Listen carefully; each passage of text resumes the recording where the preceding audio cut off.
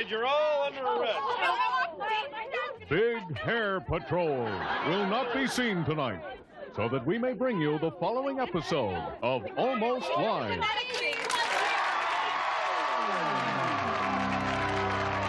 It's Almost Live with Tracy Conway, Bob Nelson, Bill Nye, Bill Stainton, Steve Wilson, and Ed Wyatt. And starring John Keister. And I'm your announcer. Tonight on Town Meeting, Ken Schramm talks to a woman who married a dachshund. Hold it. And now expects you and me to pay for her rabies shots. Wait a second, stop. That's tonight on Wait a Town minute, Meeting. wait. You're reading the wrong copy. Why don't they leave me the right copy in the first place? This is the copy you're supposed to read. Somebody's going to lose their job over Yeah, this. just read the copy. No, but I'm just We'll saying. take care of it later. Just read it. This is Almost Live. And now, here he is.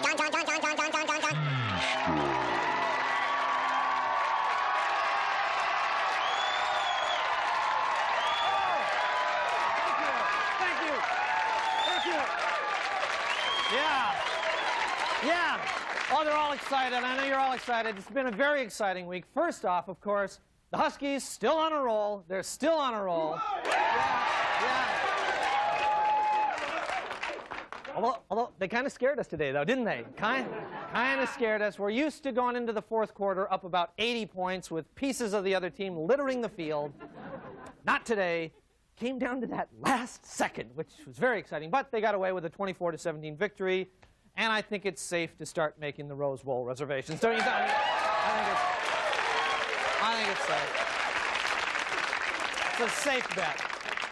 The other interesting news this week was that the wonderful city of Federal Way is thinking about a name change. Did everybody read this? They're thinking about changing their name. Federal Way just doesn't have the right ring to it. You know, they need a name that would fit a city that was not quite upscale enough to keep Cal Worthington in town. You know.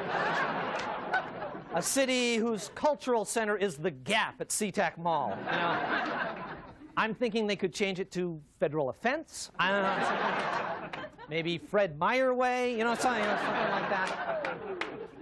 But anyway, now that they've broken the ice, a lot of the other cities around the state are looking at their names and they're thinking long and hard about changing them to something a little more appropriate. And you know something?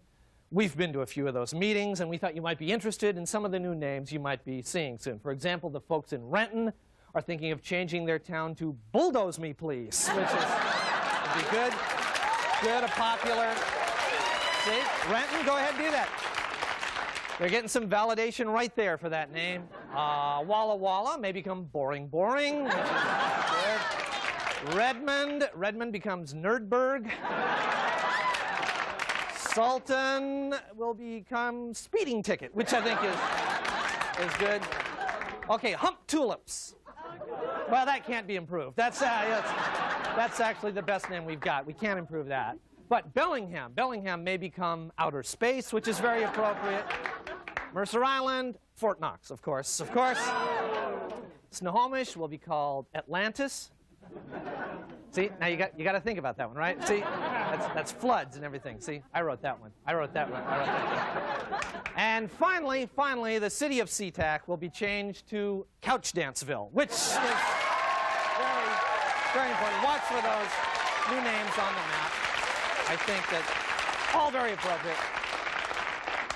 Well, like I said earlier, most people in Seattle were glued to the big game today, but you know, there are a remarkable number of people who just don't know how to act in that situation. So before the next big game comes along, we thought we'd present you with this helpful guide. So take a look.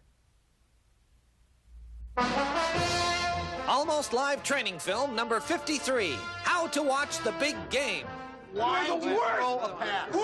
properly watch the big game, you need the following players: the predictor, the coach, the designated channel changer, the party guy, and the psycho. The food.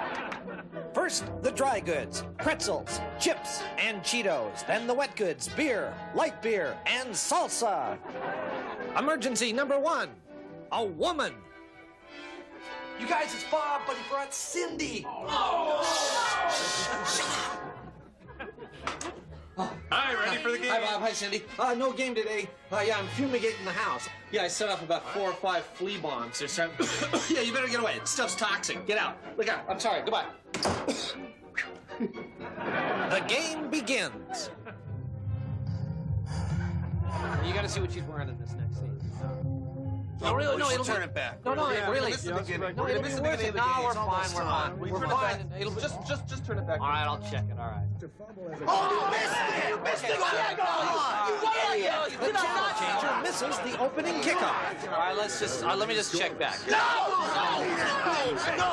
Right here is the key play right here. No. They miss this. No, I'm telling you, watch. Mark my words, if they miss this, the game is over. I'm telling you, they've got to change this boring pro set with the 2 backs. They need to get 5 guys in the pattern, hit the seams, start hitting the Y up the middle. He's going to be open every time. Who wants another? You are the worst piece of garbage to ever play defense or a football team. You suck. You suck. I cannot believe this. You are killing me. You are killing me. Halftime activities. In keeping with male bonding traditions, the rapidly aging players recreate their favorite plays and receive permanent disabling injuries.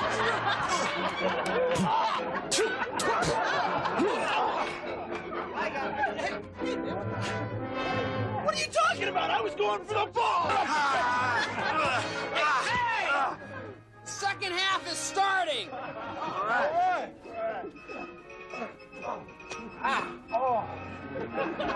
Back to the game. Nobody's been that bad. Simple. Emergency number 2. Hey, what happened to all the beer? Okay, all right, buddy. You'll be all right. Let's go. Little more. Sit down here. You'll be all right. There you go. Hey, who won? I didn't get a score. I'm sure we lost. Well, Monday night, tomorrow, you want it, the big game? Yeah. Oh, yeah. Okay, I'll see you here tomorrow. Whoa. All right, Monday night. All right, see ya. Yeah. This has been a successful big game. Okay, stay with us. We've got a great show, and we'll be right back.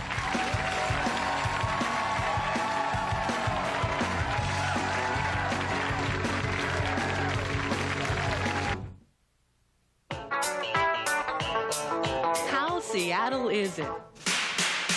Gooey ducks.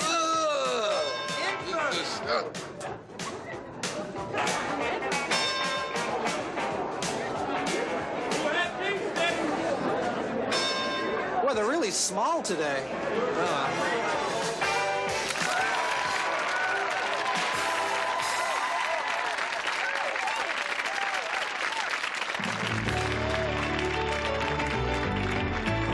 Welcome to Men Are Bad.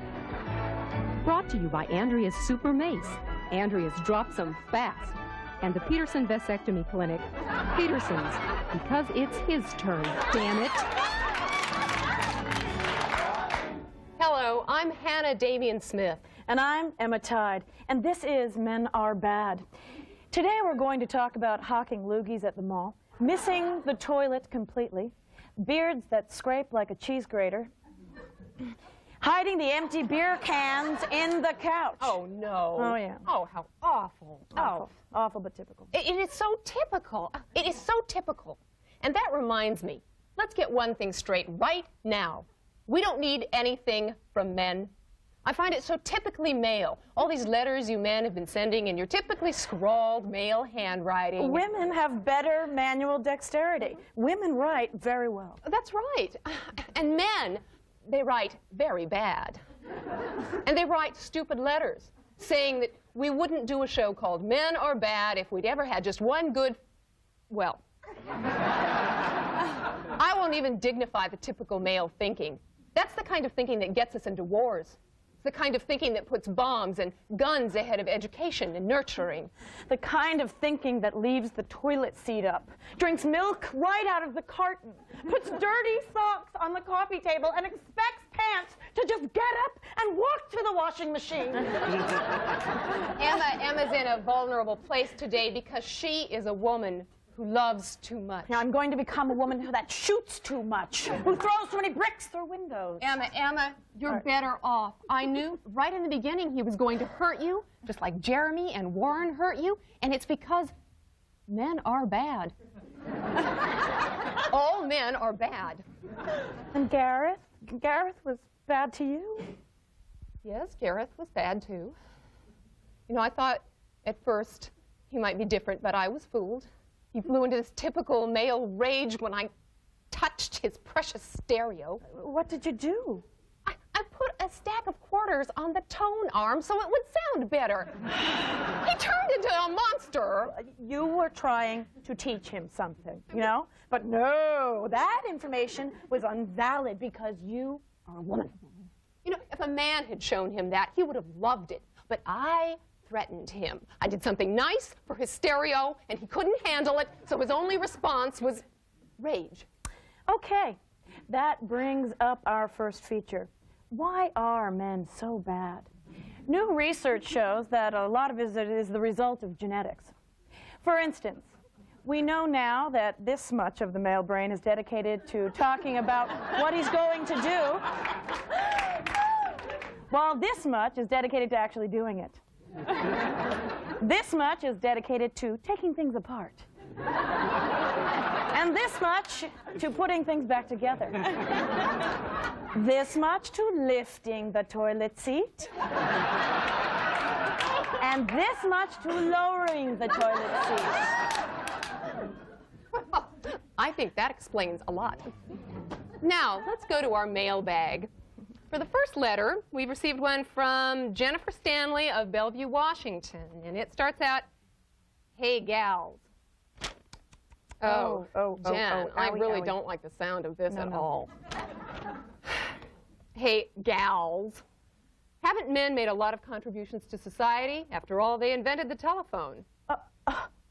And they invented the phrase, "I'll call you." They invented movies. And they made Debbie Does Dallas. They perfected crop rotation farming. And they pee with the door on. That's right, that's right.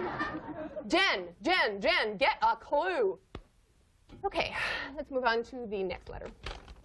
Dear Hannah, if you're so hot, let's see you use a urinal. Jake. Sure, Jake, no problem. Let's see you use a tampon. Okay, well, I think we have time for one more. Dear Emma, I'm the mother of a 4-year-old boy, and I'm really afraid he's going to turn out to be a bad man. What should I do? Beth. Dear Beth, get that kid into a Montessori school. Don't give him any sports toys, and teach him how to bake. Well, that's all the time that we have right now. But I want to welcome all the women in the audience to the new Thelma and Louise Gun Club that's just opened in Federal Way. It's Men Are Bad Night this Tuesday. Oh, don't forget, bring a picture of your old boyfriend. That's right. Bye.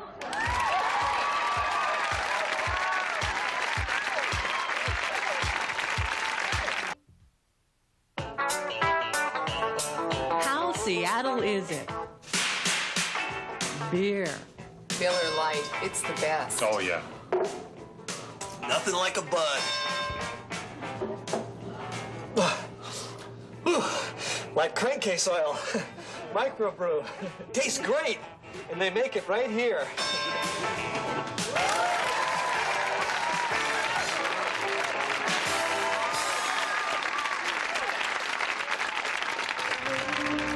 These are the songs that make you cry. Spilled hot coffee on my lap. Songs that move listeners of all ages.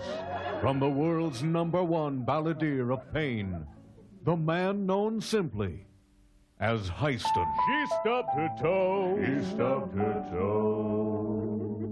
On the table lay, on the table lay. Stubbed her toe. Toe, toe, toe, toe. It hurt so.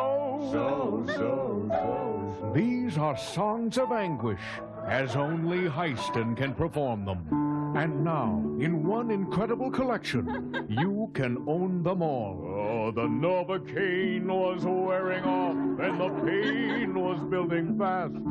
He hit his head against the cupboard door. It was lemon juice in an open wound. I was frying bacon in a short sleeve shirt. Brown bacon, baby, in a little bitty short sleeve shirt. She was just chewing her gum when she bit her tongue. And Heiston also performs new versions of traditional favorites and makes them his own. If I had a hammer and it slipped and missed the nail and hit my thumb instead, oh man, would that hurt. Little wonder that his magic songs affect listeners like nothing else. I heard Heiston's song, Paper Cuts on My Fingertips, on the car radio, and I cried so much, I drove off an embankment and down a ravine, and I was almost killed. And it was this woman's near tragic story that inspired Heiston's greatest song. Let me tell you about a woman who drove off an embankment and down a ravine and was almost killed. And now, experience every great Heiston performance ever recorded. Here is every tormented, cramping, swelling, lacerating, excruciating song from today's outstanding troubadour of physical and emotional pain. I've collected all of Heiston's recordings, from Pimples on Prom Night to the lady with a run in her stocking at the important job interview.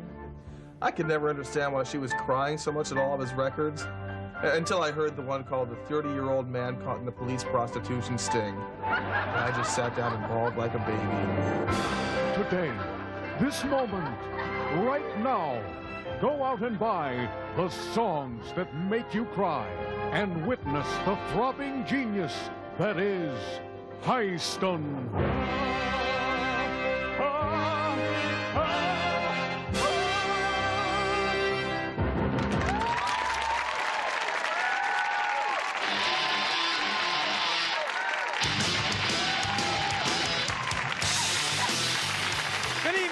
Welcome to the John Report. I'm John. Here's my report.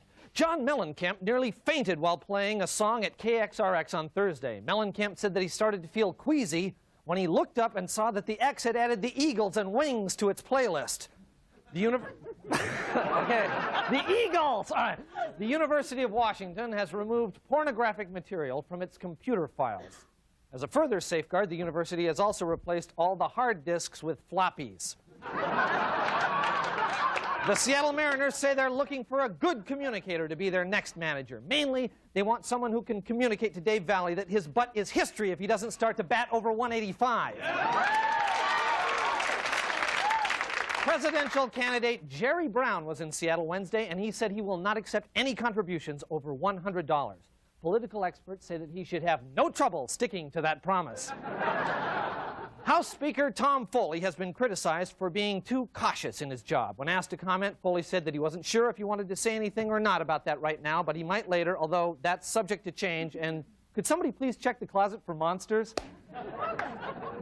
Producers of the recently opened Phantom at the Fifth Avenue Theater are warning people not to confuse it with the Broadway musical Phantom of the Opera. They say that this Phantom is based on the Seattle Seahawks offense.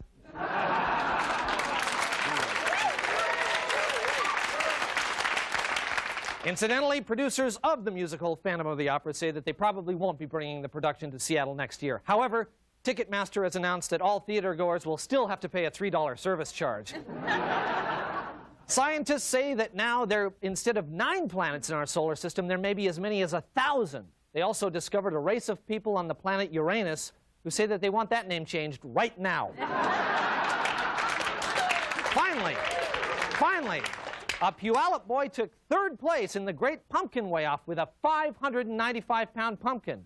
He was disqualified, however, when the judges discovered it was Wayne Cody in an orange sweater. This has been the John Report. Thank you, and we'll be right back.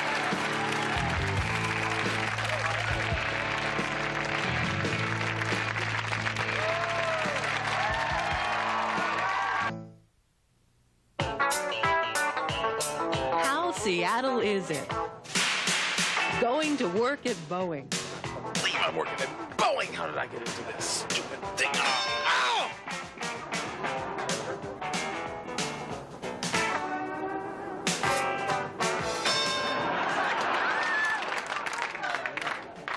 All right, let's go build some airplanes! Yeah!